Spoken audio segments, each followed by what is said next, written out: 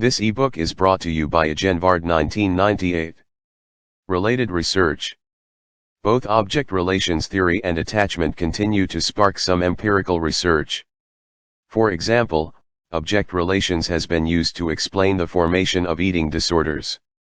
This research rests on the assumption that having unresponsive or inconsistent caregivers leads to children's inability to reduce anxiety and frustration. As applied to eating disorders, when these individuals feel anxious, they look for comfort in external sources, and food is a primary means of soothing and regulating their anxiety. Prior research has supported these assumptions, primarily in women. For instance, Smolak and Levine found that bulimia was associated with over-separation, detachment, from parents, whereas anorexia was associated with high levels of guilt and conflict over separation from parents. Object relations and eating disorders. More recently, this line of theory and research has been applied to both men and women. Stephen Huprich and colleagues, for instance, examined the connection between disturbed object relations and eating disorders in a nearly equal number of female and male college students. Because eating disorders are much more common in women than in men, the investigation by Huprich and colleagues was an important addition to the research on eating disorders of both men and women. The researchers administered 3 measures of object relations and 3 measures of eating disorders to the participants to see if the association between object relations and eating problems could be found in men as well as women. The experimenters used 3 measures of object relations: 1. Interpersonal dependency, 2. Separation individuation, and 3. A general measure of object relations, which assessed alienation, insecure attachment, egocentricity, and social incompetence. The 3 measures of eating disorder assessed: 1. Anorexic tendencies, 2. Bulimic tendencies, and 3. A person's sense of control and self-efficacy over compulsive eating. Results showed gender differences on one object relations measure, the interpersonal dependency scale. With regard to measures of eating disorder, men scored lower than women on all 3 measures of disordered eating. In other words, men have less trouble with binge and compulsive eating than women and are less interpersonally dependent than women.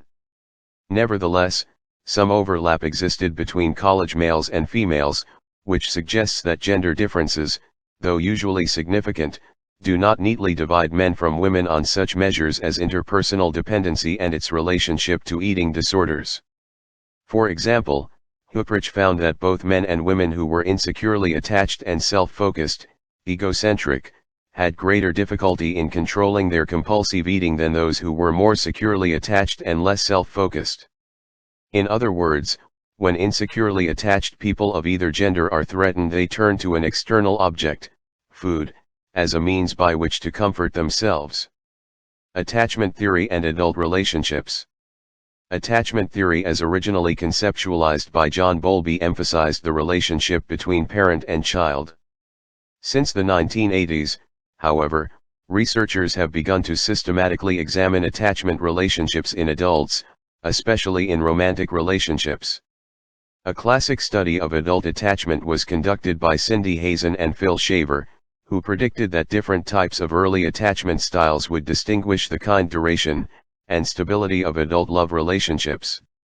More specifically, these investigators expected that people who had secure early attachments with their caregivers would experience more trust, closeness, and positive emotions in their adult love relationships than would people in either of the 2 insecure groups. Likewise, they predicted that avoidant adults would fear closeness and lack trust, whereas anxious ambivalent adults would be preoccupied with and obsessed by their relationships.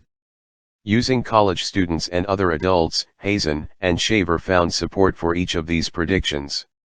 Securely attached adults did experience more trust and closeness in their love relationships than did avoidant or anxious ambivalent adults. Moreover, the researchers found that securely attached adults were more likely than insecure adults to believe that romantic love can be long-lasting. In addition, securely attached adults were less cynical about love in general, had longer-lasting relationships, and were less likely to divorce than either avoidant or anxious ambivalent adults. Other investigations have generally supported the research by Hazen and Shaver. For example, Thomas Morrison, Beth Goodlin-Jones, and Anthony Urquiza found that college students with secure relationships had less hostility and greater independence than did students with avoidant or ambivalent relationships. More specifically, participants who categorized their current or most intimate relationship as avoidant described both themselves and their partner as relating through a pattern of attack and protest. Ambivalent students also described themselves as attacking, but did not perceive their partners in this manner. In summary, adults who feel secure and comfortable in their intimate relationships are more trusting and independent than are adults who see their relationship as either avoidant or ambivalent. More recently, some research has begun to examine whether there is any connection between adult attachment style and parent-child attachment styles. Robin Adelstein and colleagues examined how adult attachment style predicts their level of support and caregiving toward their child while the child is in a state of stress, receiving an inoculation. Specifically, they predicted that avoidant parents would be less responsive and supportive of their child in a state of stress. They also predicted that children of avoidant parents would experience more distress during the inoculation than would children of non-avoidant parents. Participants were 39 parent-child dyads, mostly mother-child dyads. The children ranged in age from 3 to 7, with an average age of 5.2 years. Adult attachment styles were measured by the Relationship Scales Questionnaire, RSQ, Griffin and Bartholomew, 1994. Which measured two attachment styles, avoidant and anxious. The researchers videotaped children's reactions to the stress of inoculation. Tapes were coded by raters blind to how much stress the child exhibited during the inoculation and how responsive the parents were to their child's distress.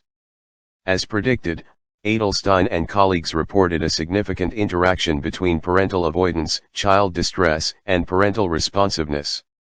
More specifically, high avoidant parents were most responsive to children who were least distressed and least responsive to children who were most distressed.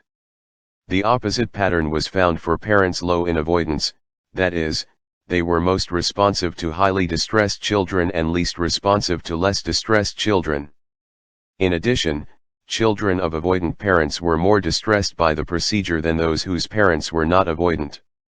The authors reasoned that this finding was consistent with the view that avoidant people are more uncomfortable with the distress of others, and that avoidant people tend to dismiss the attachment needs of others and preferring to provide care at a distance.